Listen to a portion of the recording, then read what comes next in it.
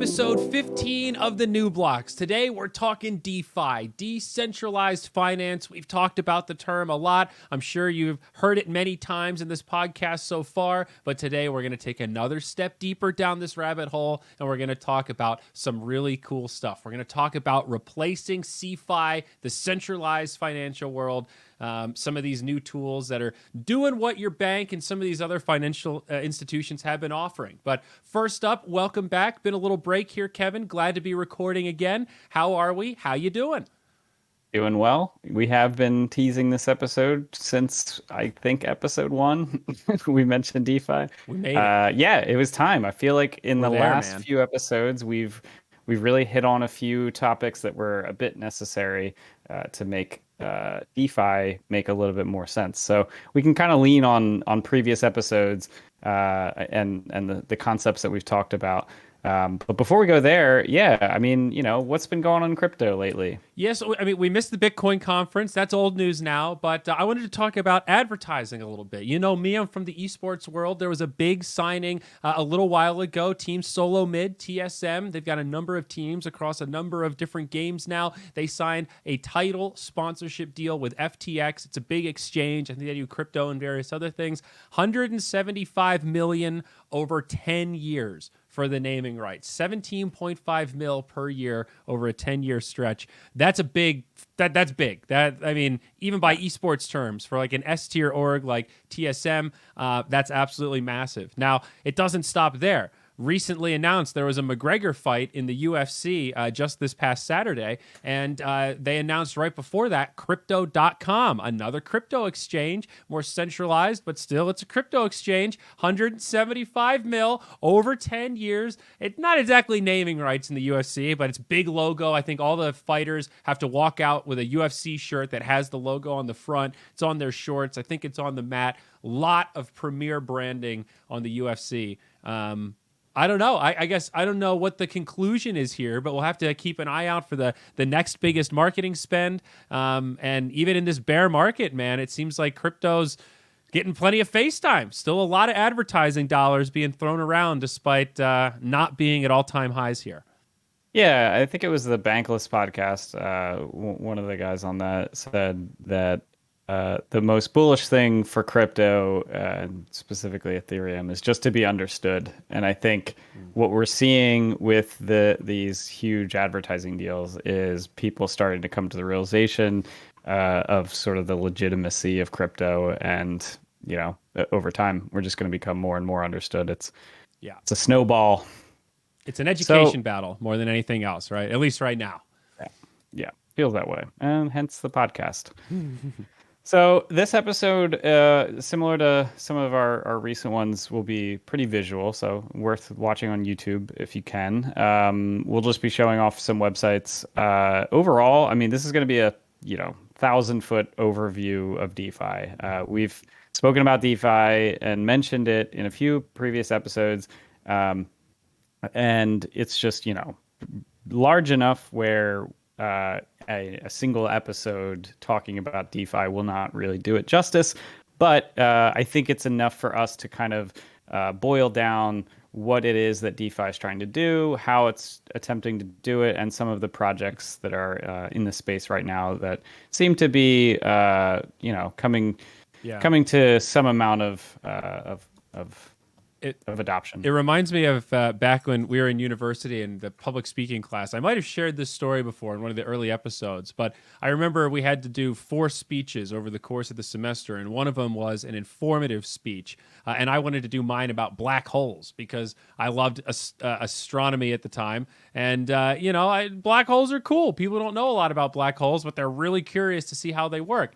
But the problem is it's like really complicated, and you have to understand a couple of key pieces of physics to get to this endpoint of how a black hole could theoretically exist. So halfway through, you're super lost and it makes no sense. But then when you get to the end, you see how all the dots connect and you go, oh, okay, all right. Now I'm starting to see what you were talking about. And there's just like no real good starting point. It's just this web of things that all tie together. And that web is the value proposition, and that value proposition is hard to understand until you get the pieces of the web, the nodes, if you will. So that's kind of like DeFi, right? It's this network, this collection of all these different tools, all these different protocols that all come together to make this giant sector that we've been calling decentralized finance. That's why it's taken us 15 episodes to get here, because we had so many building blocks like stable coins and smart contracts and DAOs and all these key pieces that you sort of have to understand, at least at a high level, to really appreciate the stuff we're going to dive into here today.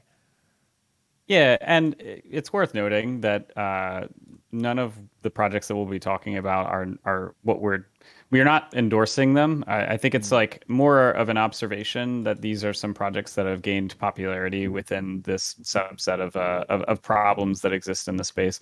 I don't know if you can hear the thunder that's going on out the window, but Nice. yeah, I was saying, yeah, I mean, there's, this is like any other new space. This the solutions that exist and the implementations that exist are what they are. They may not exist in the future.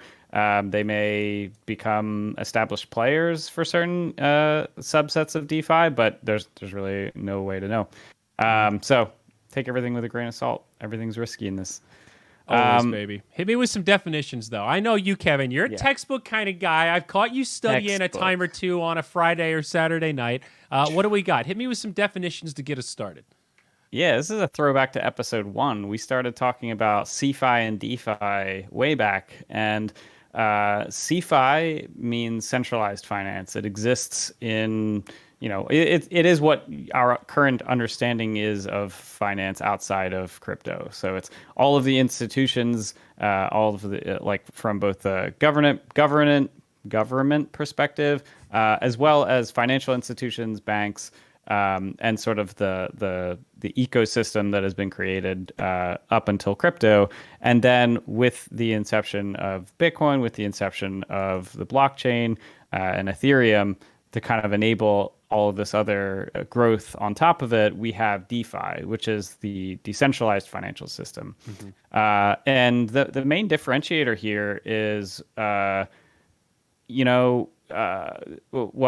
before I talk about the differentiator, another term that you'll likely hear in this is Fintech. I think if you are into, like that's the just Robin financial Hoods. tech, right?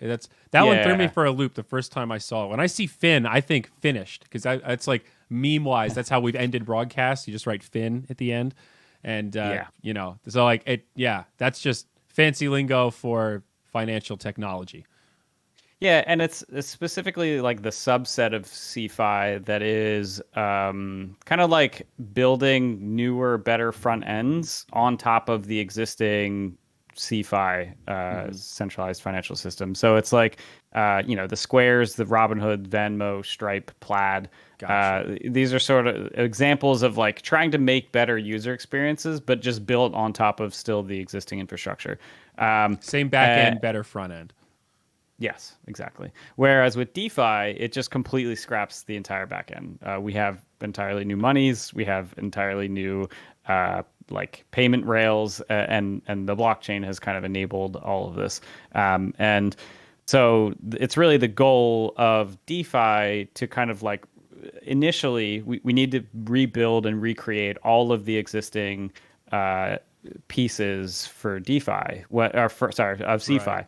Right. Because with just Bitcoin, you have permissionless open money, but like that's really only such a small subset of banking. It really it kind of leaves a lot left on the table. All these other like kind of basic like savings accounts, all these basic things we kind of take for granted that are just built into our daily lives. Debit card, right? That's a credit card. These are basic financial services that are aplenty in CeFi, but are still rare or being developed in some cases, in the case of DeFi. So it's like where we have to rebuild the back end. That means you also have to kind of scrap the front end a little bit, because you have to find new ways to connect with this new back end. And it's just, a bit of a different nut to crack. So it has to be rebuilt from the ground up all the way through. Yeah. Yeah. And with that, we get all the benefits that we've really been talking about throughout this entire series.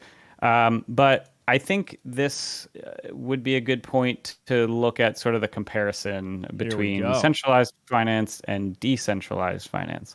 So a bit to Yeah, digest go ahead. here, and we're going to come back to this a couple of times. But basically, what we're looking at with this chart is a side-to-side comparison, almost like a pros and cons list, if you will. Centralized finance versus decentralized finance, and then these basic categories on the left side, just talking about some examples of what these things can be. So at a very high level, we've got money, right? That's just dollars, euros, pounds, sterling, that kind of stuff. And in decentralized finance, that's DAI, that's Ether, Ample Fourth is what's listed on here. I'm not as familiar with that one. I'd personally take that one off if I were making this image. It was we mentioned that one in the stable coins episode, and it was one of the kind of like strange. Yeah, that's better. Nice. But there's a lot.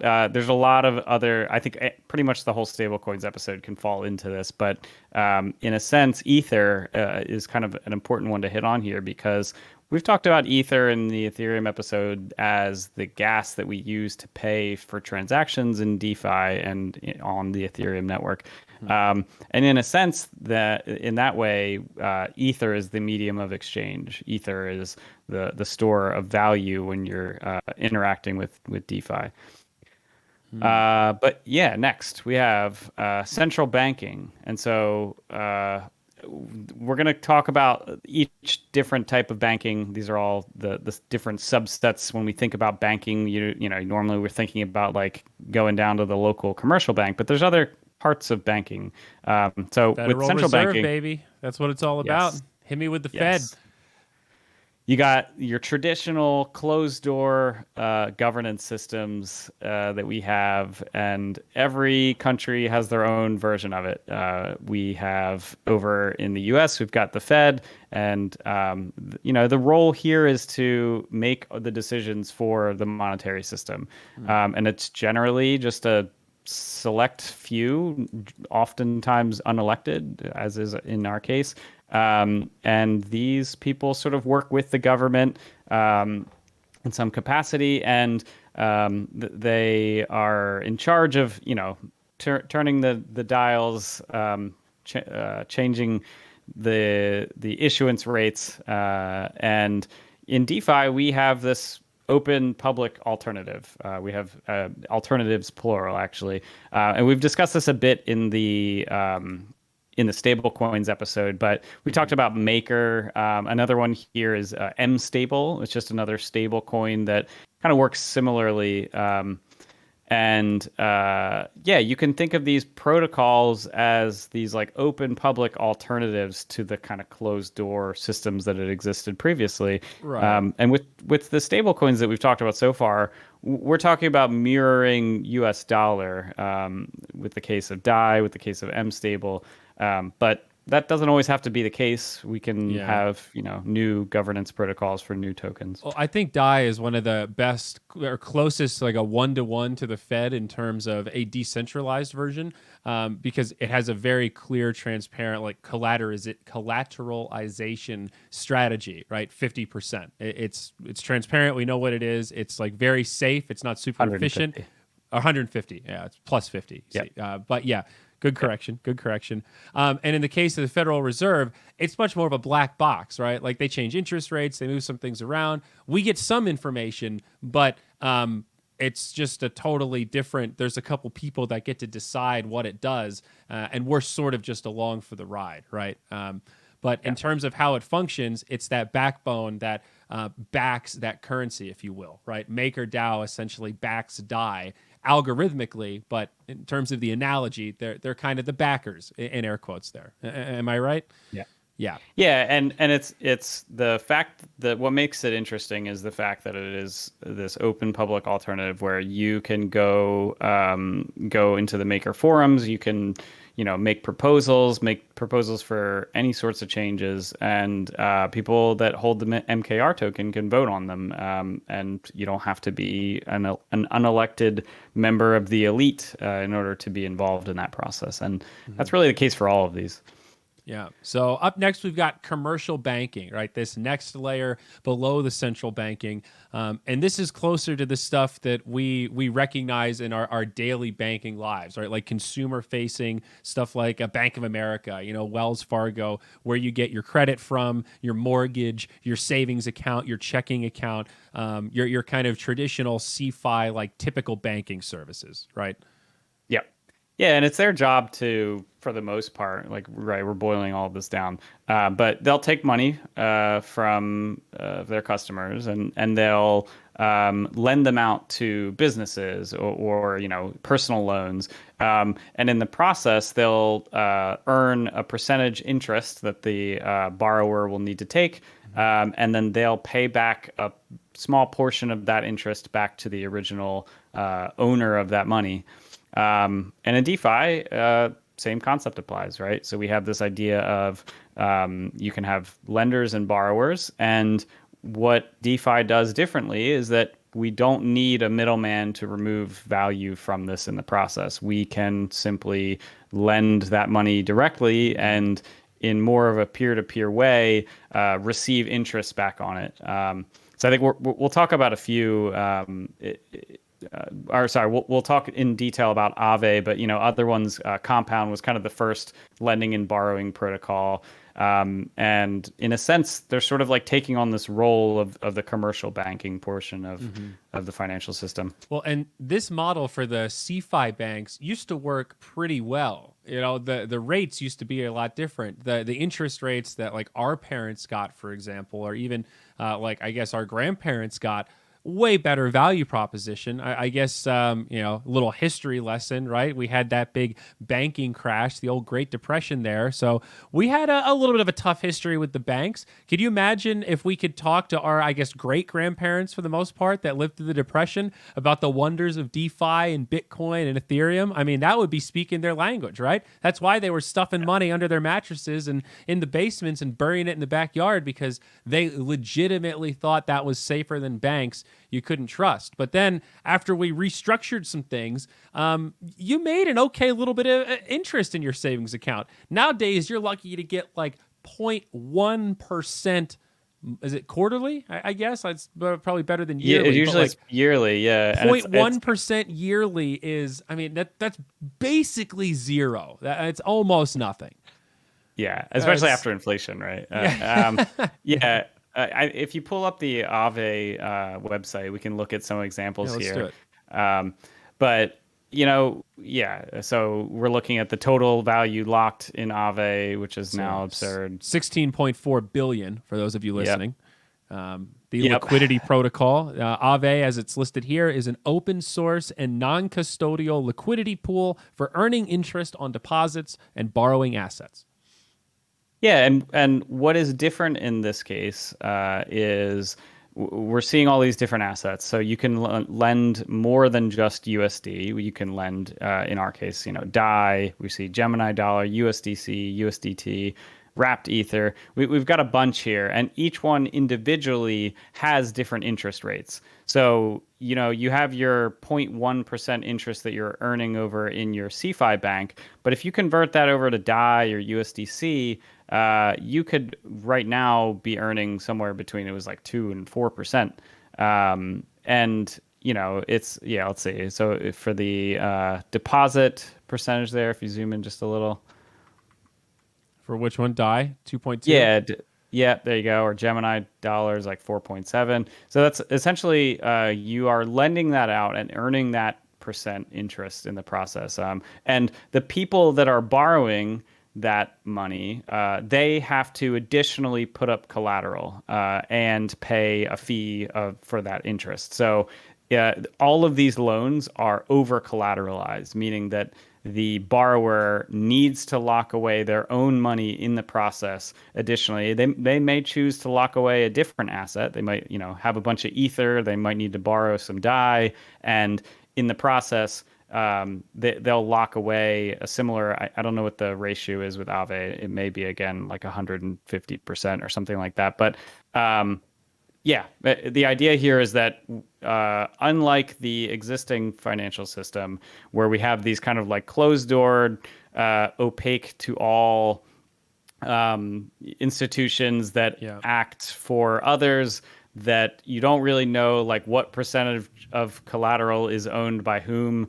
This is entirely an alternative that is just open and you can visually see on the blockchain who's borrowing what and how much. And when you take away the middleman in the process, there's a bit left of the pie for people to earn more interest. That was the key thing for me. I remember when you and I first started talking about this podcast, I think you asked me if I understood DeFi. And I think I said something really stupid like, I think I heard of it, but I saw big numbers and thought that must not be real. Scam alert, and then didn't dig deeper.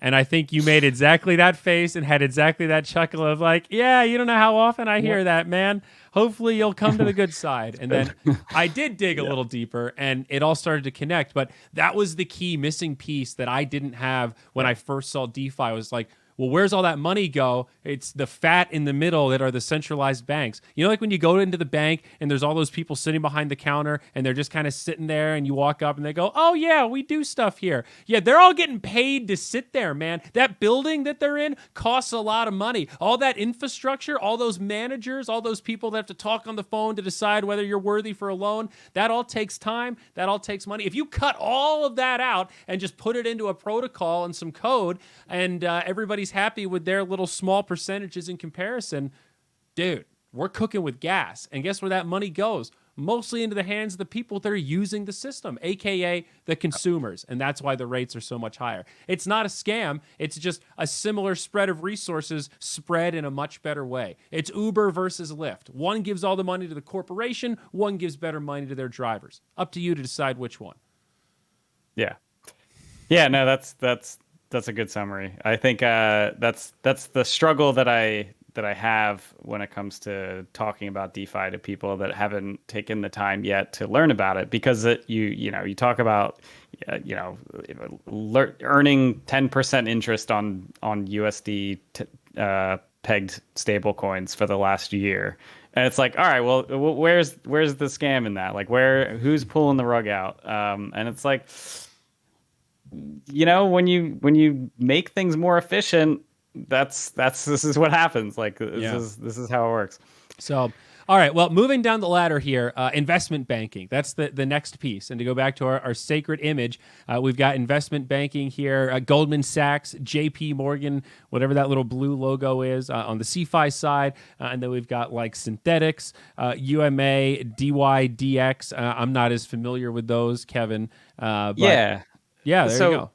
Think of investment banking as kind of like a financial intermediary that performs various financial services with the general intention of increasing the client's funds through investments. Like that's basically they're taking people's money and investing them and giving them tools in order to invest them.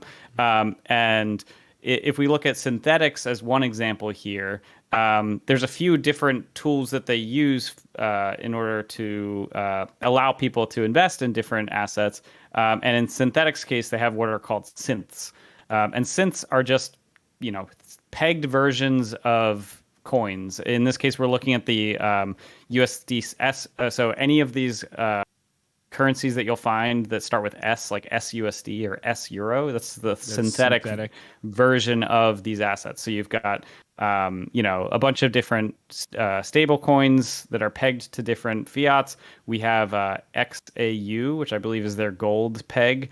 I think they've got like oil. They've got I think they're getting into oil. They've got pegged Bitcoin on Ethereum. They've got pegged Tron, Link. So these are kind of like wrapped coins. Similar concept. It's like similar concept. Like wrapped Litecoin I see here, but it's instead of a W, it's an S. So it's a synth Litecoin. Yes. Okay. Yeah, and I think between this and additionally, there's another protocol, Mirror, that gets more into pegging for stocks. I think Synthetics has a couple of them, but you think about this decentralized financial system, and the more capability that it gives to people that don't live in the United States, the better off we will be as kind of a whole. So right now, living in the United States, we have access to, use apps like Robinhood, and we can go buy exposure to whatever company that we believe in and think will do well over time. And that's kind of a luxury that we just have, and we were born into this system. And if you make these like synthetic alternatives to these assets, then you can give other people that don't typically have this exposure access, give them the ability to have sort of the same investment capability. I've had that conversation so many times with so many people. It is a privilege to be able to say, why do we need another currency? Mine works just fine. Good for you. Congratulations. You're in a great spot. Congrats. We're all really happy for you. But a lot of people not in that spot. And even in country, like I've heard in Russia, very hard to get a line of credit for an average citizen. The credit system is completely inverted from what we experience in the United States here, where you turn 18, you register to vote, you get credit card offers in the mail the next day that don't make any sense for crazy amounts of money you can't afford to pay back. In Russia, it's the opposite. You have all this money in the bank and a great job, and there's still crazy skepticism about trusting people with credit lines. So yeah, access is huge. It's a big part of this global economy. And similar to investment banking, right? Exchanges. That's a way that consumers are able to buy and trade stocks in the CeFi world, like the New York Stock Exchange, and in the DeFi world, we've covered this one. Stuff like Uniswap, these DEXs, decentralized exchanges. They're huge. The automated market makers, they've made kind of this whole thing possible, like Sushi Swap. How many tokens have I bought that I otherwise wouldn't have had access to? But thanks to old Sushi, swap in some ETH and you're good to go, baby. You're loaded up. Yeah, and I think what's cool. I mean, you mentioned we did the whole episode on exchanges, on DEXs and AMMs, but these decentralized versions of them, they benefit from the same properties that the internet benefits from. When I create a cryptocurrency, or when I create a website, when I do it with the open public version of the internet, I can just build a website. I don't need to ask for permission. I don't need to, go find the central arbiter of the internet to tell me what I can and can't do. I can just build a website. Similarly with crypto and decentralized exchanges, I can just create a crypto, list it on a DEX, and that's it. Whereas you look at the kind of centralized alternatives like the Coinbases of the world, and the Geminis, and you start to go down like how much a centralized exchange is going to charge. I was hearing the Charles Hoskinson interview, I think with Lex Friedman, talk about how, I forget what exchange it was, but they were going to charge him like $14 million to go list on like Gemini or something like that, just to list the Cardano ADA token. Yeah. But it's like, Uniswap, you just go click a couple buttons and your token's there. Yeah. Well, and you have the power. You can if you have the token, you can throw up a liquidity pool. So if you can control the launch yourself, if you're, one of the co-founders of the coin and have like a treasury or something that's, set up for that kind of thing. Yeah, totally. And then another step, like each level here, I can see where they're related, but a little bit different. We've got brokerages up next. And at first I thought to myself, well, how's a brokerage different from an exchange? But in the CeFi world, there are things that I've used before. This is where Robinhood fits into the stack, right? I haven't used it, but I keep getting ads for eToro. I guess that's another one here in this stack that is considered a brokerage rather than an exchange in CeFi. Yeah, and again, it's like kind of similar. A lot of these have kind of overlapping properties, but it's again providing investment vehicles and ways to put your money to work. So we'll look at one example in DeFi. I think in the list there was like Zapper, Zerion, and I would even add like Instadap to that list. But let's take a look at Zapper. Zapper is essentially, you can think of this as like a DeFi dashboard, because all of these protocols that we're talking about, we see synthetics there, Aave, we'll talk about Yearn shortly.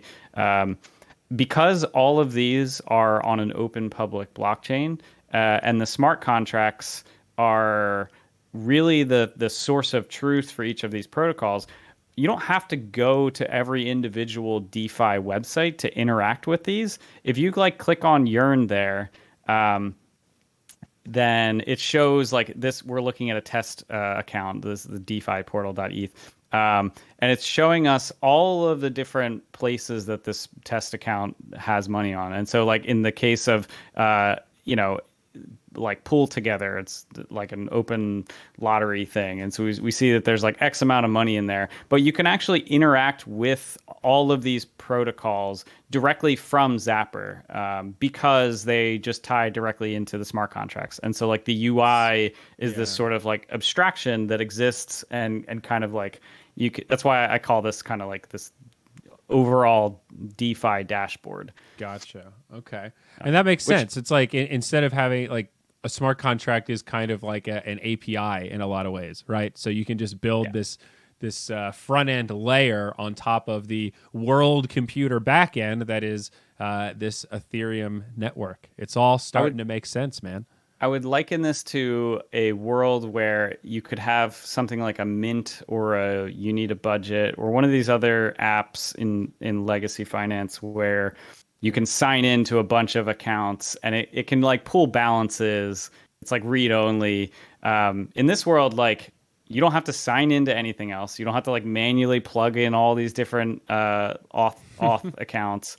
You just like you signed in when you set MetaMask to have your private key in there, and like now you're just interacting with the internet and it knows where all of your money is and you can interact with it from whatever website you want. I know we both have some personal friends like this, but I have a close friend, let's say, that they're very experienced in CeFi. I've been trying to sell them on DeFi for going on a year now, and they're just so hesitant, so risk averse, and like they have some Ethereum on Coinbase and it just sits there, and that's like the extent of the risk that they're willing to assume. And I keep trying to encourage them, that same thing I tell everyone else: take $100, put it in a protocol, and just play around with it. It's not about making money. You might lose that $100. Yes, it's going to cost you in some gas fees, but you can really see how it works. And what you're describing was exactly one of his fears, that I couldn't find a way to explain how irrational it was based on the system is set up. He said, I don't want to have to set up accounts with everything, and then everything, like those are all security risk points with my wallet. It's like, yes and no. It doesn't just have unlimited access. Like in a lot of these protocols, you have to first sign a thing that says, okay, you can access this token. Okay, now you can access the second token. Okay, now you can access these tokens in a pair. Okay, now I'm going to put them into this. Like you don't just... It's so built completely different that a lot of those classic security risk points of linking all your accounts together, it just doesn't exist in this world. There are some security risk points, but you're trying to transpose CeFi framework onto the DeFi framework, and it's a round peg in a square hole. It just doesn't compute the way you think it does until you use it and you go, oh, okay, all right, this is really that granular when it comes to security and who's allowed to have what access to what aspect of my wallet. You can really control it to a fairly strong degree, I guess is what I'm trying to say. Yeah. Yeah, and I have friends like that too. I think it's... I've come to terms with the fact that, like, I'm definitely in the bucket of early adopters when it comes to most technology. Like, I have my HTC Vive back there because I was like, oh my God, first consumer VR headset. Like, I need this. And now it's like, light years behind all the new ones. But not everyone is a first adopter, and that's okay. But, it becomes a situation where if you're gonna like sit on the sidelines and like what you said, like, you're up to your ankles and you're wearing jeans, dude. Your pants are wet already. Just dive in, dude. Come on, you're already wet. Just start doing the backstroke. Have some fun. Anyway. It takes a little bit of work. That's why we're here trying to help spoon feed what we can. But at the end of the day, if you want to get into this, you got to get into it, and you kind of need to get your hands dirty. Yeah. But again, let's talk about insurance. Small amounts. Yeah. Speaking of small amounts, dude, crypto insurance. How the hell does this work, man? Yeah, I mean, as a whole, general hedge against the risk of uncertainty. So whether that's in CeFi, you have things like Geico, Farmers, Allstate, etc., or in DeFi, you have these protocols like Cover, Nexus Mutual, Yearn, I would put that actually in a different bucket. We'll Yeah, talk I about that wouldn't at the qualify end. them as insurance. All right, well, But in each of these cases, Nexus Mutual is an example where we have like general smart contract insurance. So if you want to put, six figures into a protocol and like that's money that you would be pretty upset losing, then you can go ahead and before you put it directly in that protocol, run it through Nexus Mutual, take insurance off and pay a very small fraction of it for that insurance. And, like everything else, no extractive third parties need to take a cut here. This is the community insuring itself against risk in various forms. Another one we're going to talk about here is Cover. And Cover is a little bit more, I think it has a longer term vision of being able to eventually kind of cover more than just smart contract risk. And so I think Kevin, it's limitless and it's got a fungible cover. I mean, come on, man. It's market efficient and there's no KYC. I mean, I don't know what any of that is, but bruh, I mean, hook me up. Cover me, dude. Yeah. Are you covered? Dude, this branding is top tier. I don't know if Cover's legit, yeah, I'm a but fan. they're slaying it in the branding department. I love this. And they've got DeFi Ted on the team, so that's how you know. I'm a fan of Crypto Cucumber, personally. But don't forget Kiwi. Yep. Sweet. And they've got a claim validity committee. Oh, that's cool. Oh, that's neat. So, yes, again. I'm sorry. I'm so jaded about audits, though. The last couple rug pulls that I've seen, like, all of them were audited. All of them had this, like, stupid, look how secure we are. Oh, I know we posted the wrong pictures on our personnel. Oh, it wasn't malicious, I swear. Ah, bullshit. If you got real founders, you're going to show their faces. And if you don't, you don't. I'm sorry. I'm just a little... Yeah. I'm a little jaded on that because I interact with the Anons a lot now with Axie stuff. And I'm so far out, I could never be an Anon on the internet. And I've just embraced it as kind of an influencer. And I understand why people don't want that for themselves. But I think sometimes I get a little jealous that I don't even have that option anymore, man. I did not plan ahead. I did not ice frog my life the way I should have. Ah. Well, yeah. No, I think... I mean, is your name even Kevin? I don't know. Who's to say? Yeah, no, I in DeFi, it is a phenomenon that is occurring, and it is a double-edged sword. I think we see it so often in headlines about protocols that either get hacked or someone rug pulls. And yeah, you know what? The anonymous the anonymous founder gets away scot-free, and these are things you need to be worried about. Like again, yeah, I don't know anything about Cover aside from like the general gist of what they're trying to do, but yeah, I generally look at anonymous founders as potentially being risky, but then you look over at something like Satoshi Nakamoto was an anonymous founder for Bitcoin. And it's not always bad. There are some George Washington types out there that have the power and realize that the play is to hand the power over. But I think they're unicorns. I think like this Nakamoto person or group of people, that's like a unicorn. They very easily could have bad acted that thing and ruined it for everyone. But they were humble enough to be committed to the broader vision. I mean, at least that's how I see it. I'm a Bitcoin mini these days, but I'm a Bitcoin maxi in terms of what it did to disrupt an industry in 2010, right? Yeah, totally. Anyway, sorry to hijack that, but no worries. Yeah, so I think the final segment of the, or maybe there's two more here, payments. So, the actual rails moving money from point A to point B, facilitating the flow of money through the financial system. That's in like CeFi, PayPal, right? Yeah. We've got Venmo, Square, Stripe, and really under the hood, what's happening in these cases are the same.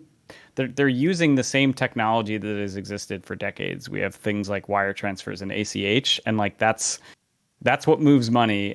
We might have an app like Venmo where it appears instant and maybe access to that money is like unlocked on the other side, but when it comes to like actually moving the money around under the hood, that whenever you're switching between banks, when you need to like actually move the money around under the hood, you're talking about your 5 to 7 workday. Coinbase does it too. You see that they'll say like available for instant like purchase power, but you can't withdraw it for 6 days. That's because they're waiting for the ACH to clear to cover your account to say, hey, we actually got the money. Now you can withdraw it and do other stuff with it. Until we actually get that ACH transfer, yeah, you can play around with it in our system, but it stays in our system and you can't take it out till we're made whole. So they're sort of giving you a little like interest-free loan there.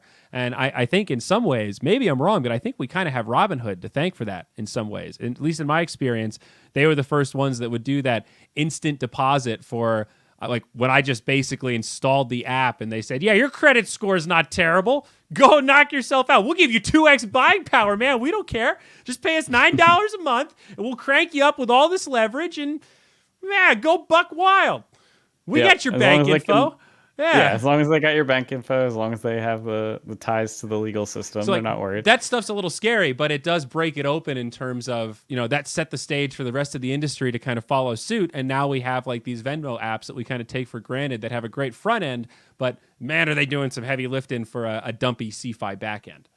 Yeah, exactly. And the problem is that they're always going to be tied to those dumpy CeFi backends because ACH is not, you can't improve this automated clearinghouse network that has been around for however long, a decade or so. It's kind of like trying to turn like train tracks into a road. They're both means of transportation, but they just don't really convert one to one. You can't recycle the ties to turn into asphalt. You just need to build new infrastructure. Sorry.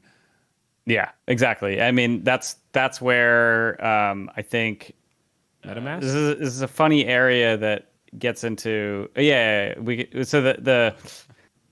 just gonna say the problem that I had this conversation recently with a friend where we were talking about like what problems does crypto solve, and it wasn't so much the problem of the underlying speed of the centralized financial system that like needed to be solved, because we did have these things like Venmo that kind of like smoothed out the rough edges and kind of made it appear better, at least for the end user. But in the process of completely scrapping the previous financial system, now we can build it in a way that works near instantly, and settlement is like guaranteed by the blockchain. And it was sort of this like kind of side effect that came with scrapping the previous system, that like, oh yeah, now when you like hit send, it actually sends, and there's not like this weird asynchronous old process that goes through like 4 companies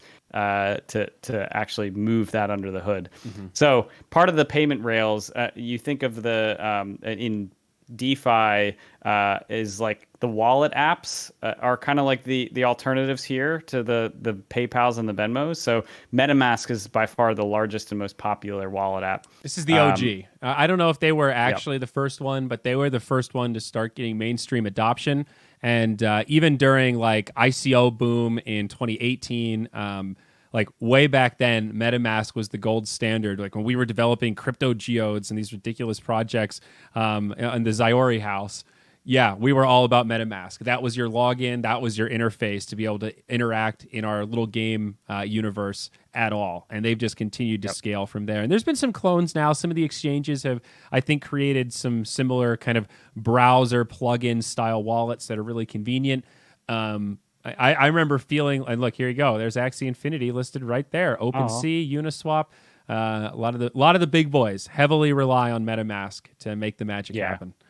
So, I mean, it supports at this point every major browser, hardware wallets, iOS, Android apps, and even spanning outside of Ethereum to support EVM, Ethereum Virtual Machine compatible networks like Polygon, Binance Smart Chain. And really any EVM compatible network that comes. It's the blockchain version of PayPal for sure. Like that idea where you give PayPal your credit card and then PayPal talks to all the other websites that you want to buy stuff from, so you don't have to give everybody your credit card info. MetaMask is a little bit like that. It's not one-to-one because your address is your address, but in the example of having a hardware wallet, you can connect it to MetaMask, and then MetaMask interfaces with websites and apps and whatever else, but MetaMask doesn't have your keys. MetaMask doesn't have your crypto. Your crypto is on your wallet, and MetaMask is just like a terminal, sort of an interface to talk to other stuff. So I think of it like a condom for my wallet to go interface with the rest of the internet. I don't know if that's a proper analogy, but it makes me laugh, Kevin. I like it. It creates the transactions for you. It signs them, allows you to press a little button that creates the signature that is tied to your public address, and therefore is like provably only you and your wallet can do this. And then it submits that to the Ethereum blockchain. So not as fun as a condom for the internet, but same difference. You're still protected, Kevin. That's all I heard. You're protected.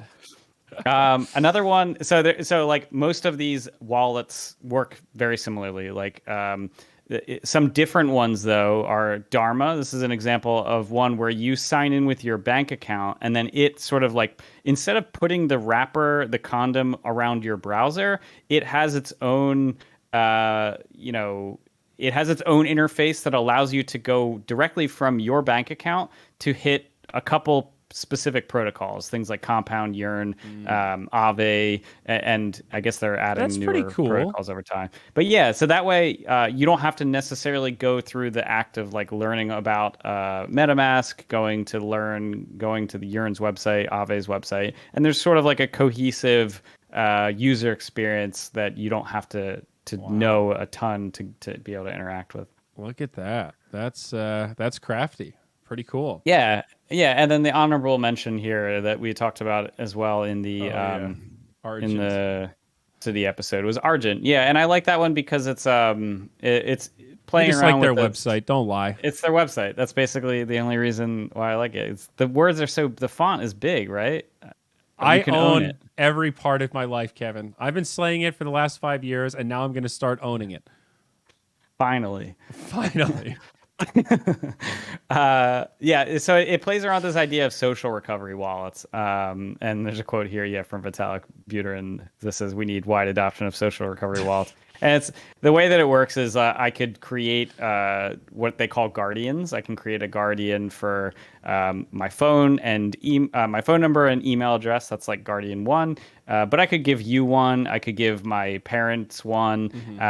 And ultimately, as long as I have whatever it comes down to, like a little more than half of the guardians, then I can go recreate my wallet. So if my phone gets hacked, if my email gets hacked, I'm not out all of my money. I can go ahead and just lean on another guardian that makes sense. So it's like an expanded multi-sig kind of thing where you can. That's exactly what it is. It's like a kind of Horcrux style. Yeah.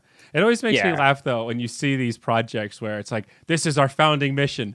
A quote from Vitalik Buterin. And it's just like, wait, Vitalik's not involved in this shit. You were just listening to a podcast and he said, "Hey, this would be cool." And then you went, "Yeah, wouldn't that be cool?" And I mean, it's not a bad thing. It's very inspirational, but it does make me laugh sometimes because it's like, I don't know. Our flagship was just it's like a side comment Vitalik made sometime in a meeting. "Yeah, we need wide adoption of social recovery skills. That sounds pretty cool." Or wallets. That sounds pretty cool. This is I'd be sign for of that. Approval and some dear leader. some Q&A session clipped out of context. Anyway. The final section here that we're going to talk about is asset management. And so that very similarly refers to just investing on the behalf of others. But like, in particular, you think in CeFi, you've got the Vanguards, the BlackRocks, I know them. Blackstone, retirement accounts. Yep, exactly. And in DeFi, these alternatives would be something like Yearn. And so we've chatted about this a little bit, but Yearn is essentially what it does under the hood. We talked a little bit earlier about Aave. We talked about like lending and borrowing. We've talked about a few different ways that you can earn in DeFi through exchange and AMMs. And what Yearn does under the hood, it will take your USDC, it will take your Ether, your wrapped Bitcoin, and it will move it around DeFi and earn the highest possible interest in all of these different protocols. So this solved a real problem for me last year when I was first learning about like as Compound released their comp token and yield farming kind of became a thing, and you had suddenly the ability to like move your money around and earn in different protocols. Yearn automating this under the hood essentially creates what I refer to as like the high interest checking for DeFi. It is the layer of abstraction where I don't have to go out of my way to find someone at the bank who wants to borrow my money and like go meet them and make sure they're trustworthy. I can put my money in an account, and Yearn can move that around and make sure that it's always optimizing for earning the highest interest in DeFi. That's pretty cool. Yeah, and I think it's kind of a good one to end on because it's really this like culmination of a lot that has occurred of like all these different protocols. Another one within the asset management category is this one called token sets, and it essentially, similarly allows you to create a mechanism for being able to invest in a bunch of different assets. Yeah, here we go. So if we look Like at ETFs, basically. Well, Metaverse Index. Look at that. AXS number 1, baby. Heyo. If we look at, I think DeFi Pulse Index will be relevant for this episode, and then we'll do a whole Metaverse episode. But in this case, you're essentially, it's like an ETF. You have, Uni token, Aave, Maker, Compound, Synthetics, and like many more. And it is this fund where I don't necessarily, like, I'm aware of DeFi. I know that there are all of these interesting protocols that are going on, and these protocols are moving in value constantly. And I need to keep up with like what's cool and what's hot. With the DeFi Pulse Index token, then you only need to worry about putting your money in the DeFi Pulse Index, and then it will move that money around to these different protocols and gain exposure to whatever the current new hotness is. And those tokens change out constantly. Gotcha. Well, that's awesome. I mean, I'm not surprised, but nice to see that somebody's conquered the crypto ETF market. Makes perfect sense. Yeah. Cool. So the point I want to leave on before we get into the lightning round is why were we capable, we as the collective we, I often like to refer in this context, why was it that developers within the Ethereum ecosystem were capable of essentially scrapping and recreating the entire financial system within just a few short years? Like, we've had Ethereum for whatever, 10 something, not less than 10, I guess, years, but like even fewer, most of these protocols didn't exist like 2 years ago. And what has allowed that sort of like incredible speed of innovation is this concept often referred to as money Legos. Wearing my money Legos shirt. I love my themed shirts for episodes. But this idea of money Legos is that what's different in DeFi than in CeFi is you have this system that everything is completely open. The code is open source. The execution environment of Ethereum is open, and everything is occurring in an auditable way.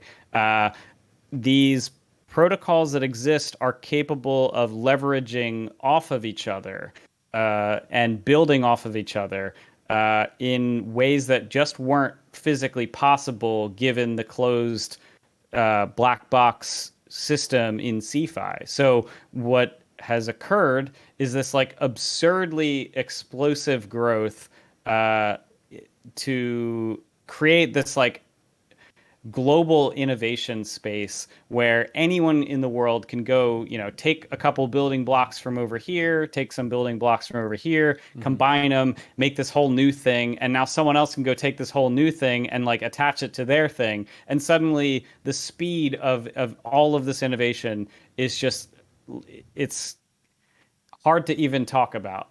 Yeah. There's like this healthy level of copy pasting that can happen from a high level code perspective when everything's open source. So we're constantly in this perpetual brainstorm sort of session where anybody with a good idea can go, whoa, I really like what you did there. I'm going to take that and just tweak it like 5%, and that's going to make it a little different. And sometimes those are just lame copycat clones, but sometimes that's like a next piece of the building block, and that leads to the next big innovation. So it all starts to compound pretty damn fast. And yeah, I mean, even like a few years from now, it's going to be amazing to see how far DeFi has come and how much the tools can kind of replace some of this legacy stuff. But let's jump into some lightning round, man. Let's. Sorry, what you got? I was just gonna say it's really the difference between linear and exponential innovation. Where in CeFi we have this like slow linear growth that's been kind of hampered by, having this absurdly old infrastructure underneath that's kind of like pulling everything down. It's hampered by the kind of regulation in the space that makes it very, very difficult to innovate and to do anything.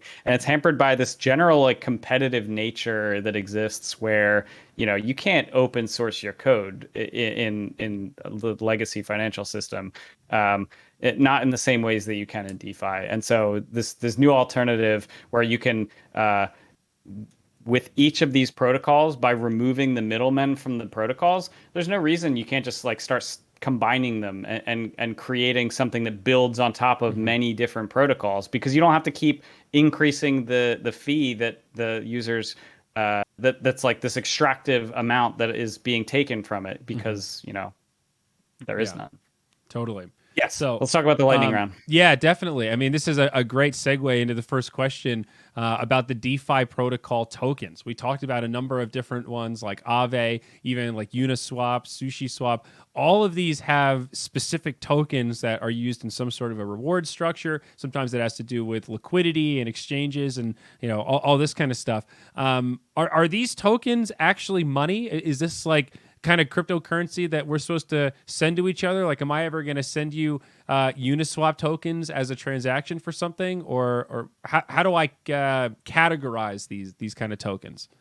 Yeah, it's a good question. It's something that I hear often as a point of confusion for people outside the space that see all of these.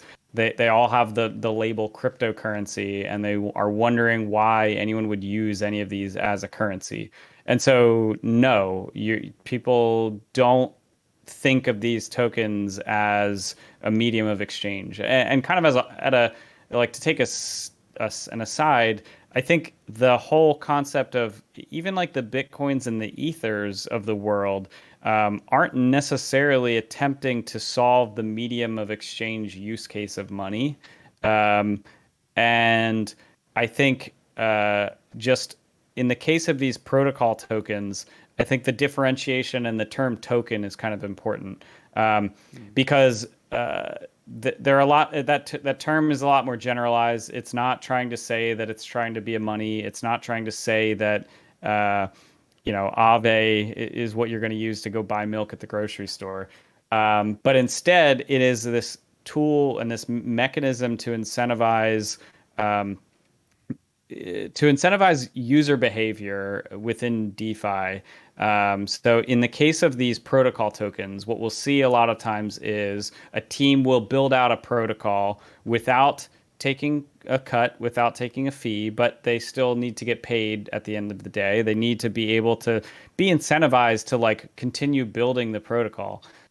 So they will issue a token, giving themselves a bit, and use this token as kind of a tool to pay users of their protocol, to incentivize liquidity to come over to their protocol, and to accrue value in a way that sort of acts similarly to stocks. So I think that's maybe a closer model to how you might map our kind of understanding of existing financial tools to these tokens. They work a little bit closer to stocks. It's funny because so many people that I know think of like Ethereum as just another stock, man. It's like, no, not really. We have stocks on Ethereum that like Aave is kind of another stock, man. If that's the way we want to go with this whole thing. That's a terrible analogy. I'm sorry. You can speculate on it sort of as such, but It's just so much more, man. Open up the jar and you're going to find a pile of gold inside of it if that's how you're looking at Ethereum. Yeah, and it's like it's more than just stocks too. It's like because these are programmable monies and you can earn them just by interacting with it. It'd be like if you earned Starbucks stock every time that you bought coffee, and that's illegal in CeFi for whatever reason. But it's like, in DeFi. I think just with the ability to like upgrade these, I think what we're seeing now is only just kind of scratching the surface of what in the future will be capable of with these protocol tokens. Gotcha. Next question. Where does DeFi live? We talked about a bunch of different protocols today. I know that you've looked at them in a browser, so I know that much. My understanding is that you can use a browser extension called MetaMask. But like, where is this Yeah. and what is this? Most of the stuff we talked about today is in the Ethereum ecosystem. So it's on that base layer, the world computer, if you will. But we're starting to see some of these scaling solutions, like the layer twos that we've talked about. Polygon is the really popular one. So a lot of these protocols will work both on Ethereum and on Polygon. There are some other ones out there as well, like Binance has the Binance Smart Chain. That's basically sort of a layer two kind of solution. Both the Binance Smart Chain and Polygon are clones of Ethereum, so they communicate with Ethereum very well. They're way less congested and they're a lot more centralized, but the usability is way better. There's lower fees and they work a lot faster. So people are kind of willing to take this trade-off because they're so closely linked to Ethereum that they have a usable value proposition right now, while Ethereum gets closer to ETH 2.0, the staking, the higher efficiency network, all this kind of stuff. In the meantime, Polygon's got a great value proposition. What would cost you $3 to do on Ethereum with low gas prices to do something on Aave or one of these, or Yearn or something, might cost you a fraction of a penny on Polygon, virtually free. I mean, nobody's really sweating over a couple of pennies that have been cut in half, a couple hundred times. So, yeah, they can exist in other places other than Ethereum, and we're seeing more and more adoption on these side chains. But for now, most things are at least starting on Ethereum and then building out from there. Although, as I say that, that's quickly changing as well. We're seeing more stuff launched on the Binance Smart Chain ecosystem, for better or for worse. A lot of rug pulls over there, but that's kind of a whole nother can of worms, I guess.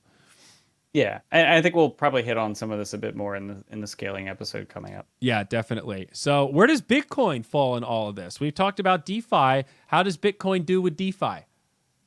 Yeah, not well. It doesn't. So there's a few reasons. One, it has its own blockchain separate from Ethereum. Its blockchain is not written in a programming language that is expressive enough to allow for smart contracts. So what we have seen instead, because there's a lot of people that hold Bitcoin and they're sitting from the sidelines watching this carnival of DeFi play out, many of which are kind of seeing these interest rates going through the roof and kind of wondering what they can do with their Bitcoin. A few things. One, there are projects like Wrapped Bitcoin, which is essentially this my understanding is it's a custodial solution where you hand this company your Bitcoin, they hand you back a wrapped Bitcoin that exists on the Ethereum network, and now you can go use it in sort of a way that you would like. And it's retain one-to-one the amount of Bitcoin. collateralized? Yes, that's my understanding. Okay. I haven't spent enough time learning about the specifics of it, but yeah, again, I mean, it's like false for all the same downsides of anything that's I custodial. remember how Tether started. Yes. So other ones that are trying to build smart contracts on a layer above Bitcoin are Stacks and Sovereign. These are both attempts to introduce this additional layer, but still has the same trade-offs of a lot of these more centralized, more trust requiring solutions, and therefore haven't seen a ton of adoption similarly to well, I would say, wrapped Bitcoin has actually probably seen more adoption than a lot of this stuff. But again, Sovereign, as one example of this, they were recently on Twitter, like last month or something. They were caught lying about their total value locked and inflating it by like 10x. Oh, A metric that is auditable by where I anyone. come from, we call that fraud, my man.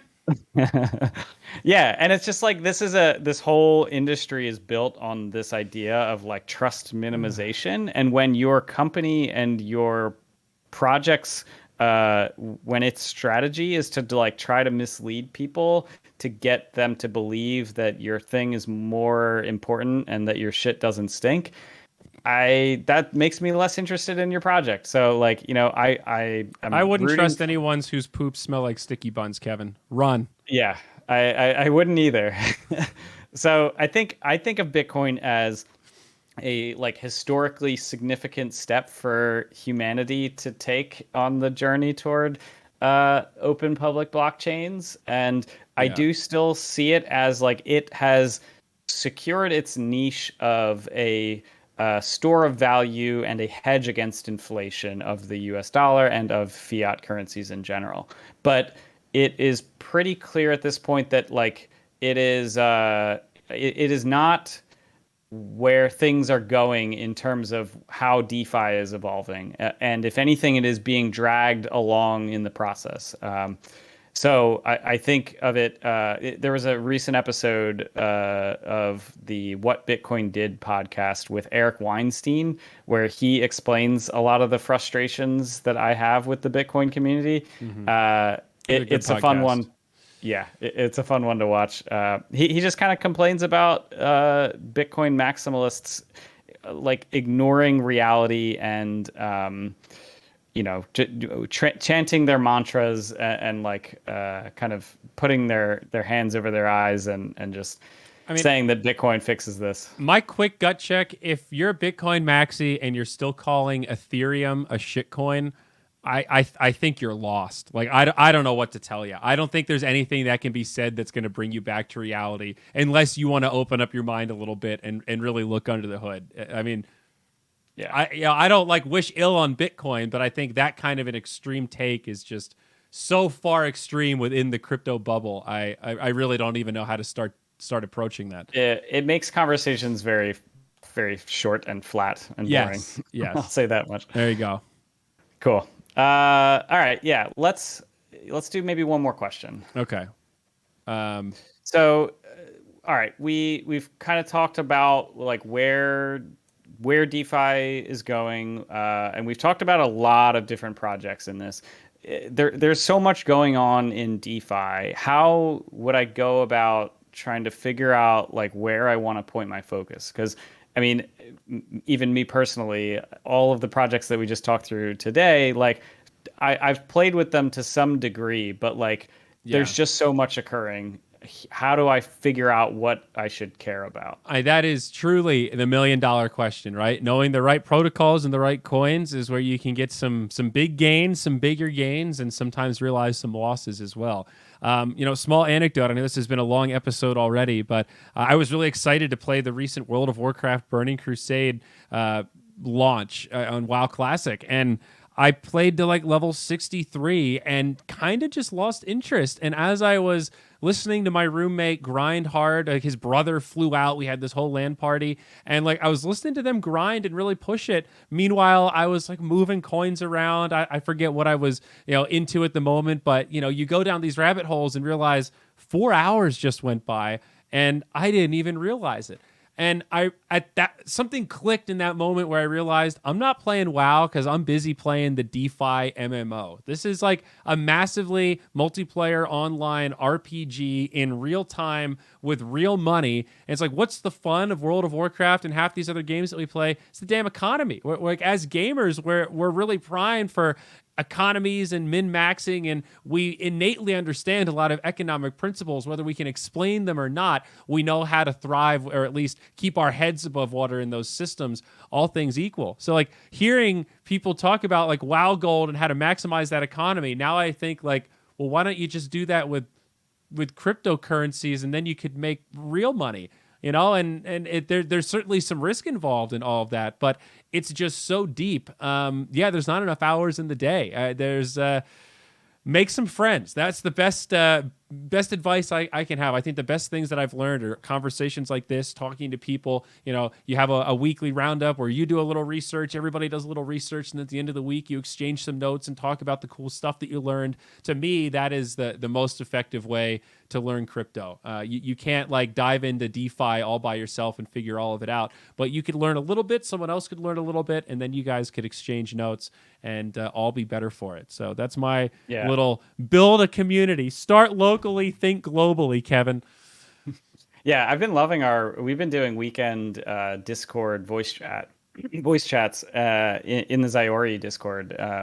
All are welcome. And it's just a cool time to hang out. We hang out in the cryptocurrency channel there, and then jump into voice chat and talk about what we learned about this week, what we are interested in, and the fact that it spans more than just these like kind of dry like lending and borrowing protocols, and you get into stuff like Axes, where it's like a full appreciation of the gamification of DeFi, where you're like, okay, NFTs that you can yield farm with, and just like the combination of all of these different ideas, and just like creating new forms of value from these like gamified,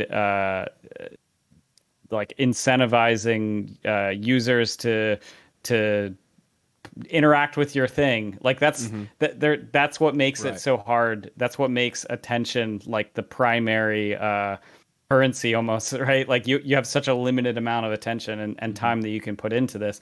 Figure out stuff that you like to play with, figure out stuff that you find fun. And I liked your point about just make some friends along the way, because friends don't cut their value by 40% in a day. Yeah. And if something does get cut like that, who better than your friends to console you? And even if you do make it and you find some gains, who better to celebrate with? Your buds, right? So it all comes full circle. And one thing I've learned very much, maybe to round this one out, Kevin, is that even though DeFi is very much about financial stuff and economics and these really big picture, global impact, we're building the infrastructure of tomorrow kind of stuff, at its real core, it comes down to community, man. It comes down to people. We're all just people that interact with these systems. And that community element is absolutely a huge point of DeFi, blockchain, and cryptocurrency at large. Couldn't have said it better myself. There you go. Well, maybe a good time to sign off, guys. Remember, none of this is financial advice. Cryptocurrency, DeFi, all this stuff, it's risky. This is cutting edge. This is bleeding edge, brand new technology. We're here to educate you and help you try to decipher this wide world and unpack what's going on out there. Do your own research, think, be smart, and only invest what you can afford to lose. Don't go all in. Don't mortgage the house. Don't do goofy, risky all-in strategies. Play it smart. Do a little cost averaging. Play it safe. And again, do your own research. That's huge. That's huge. All right, we're done. Kevin, always a pleasure. We'll catch you next time for episode 16. Folks, you know where to find us by now. We'll catch you on the next episode. Thanks, y'all.